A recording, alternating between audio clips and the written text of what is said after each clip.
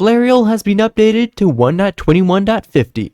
So to get Flarial, you want to head over to their official website, flarial.xyz. This is going to be linked down in the description below. For the rest, I'll also link my own Discord server where you can find this client together actually with a bunch of other ones, so I'd greatly appreciate it if you could join that. Anyways, here on their website, you want to simply click on this red button which will download Flarial Client. You can also find their Discord on their website as well, and you can actually find alternative installation methods here if the one I'm about to show you doesn't work for you. So now as you can see, I have Flarial in my downloads, and I can simply open this up, and then there is going to be two options here for the Flarial launchers. There is the full Flarial launcher as well as Flarial minimal.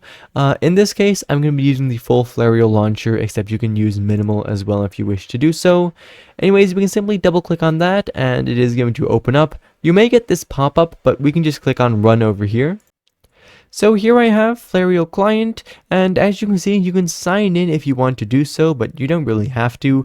There is the game version right down here, almost kind of hidden. There's a settings area over here where you can choose a bunch of different settings, as well as actually to inject a custom DLL if you wish to do so. Anyways, for right now, I can just click on this red launch button, which is going to open up Minecraft with Flarial already injected. As you can see, we're getting a notification that it has indeed been injected, which is of course fantastic. So now as you can see, here I am inside of Minecraft, and I will briefly show you how to use Flarial Client. If you want a full in-depth tutorial, then that will be linked down in the description below.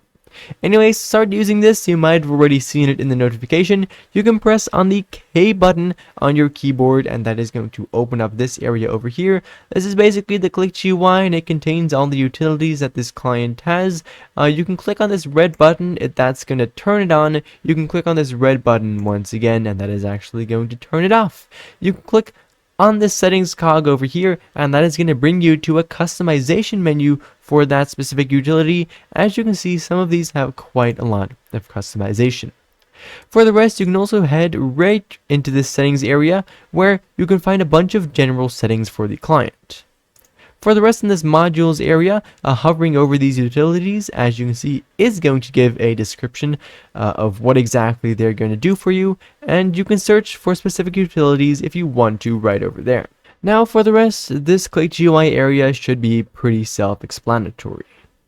Alright, so Flarial has a bunch of utilities actually that are going to show up on your screen when you enable them. An example of this is the CPS, which displays the amount of clicks per second you're getting.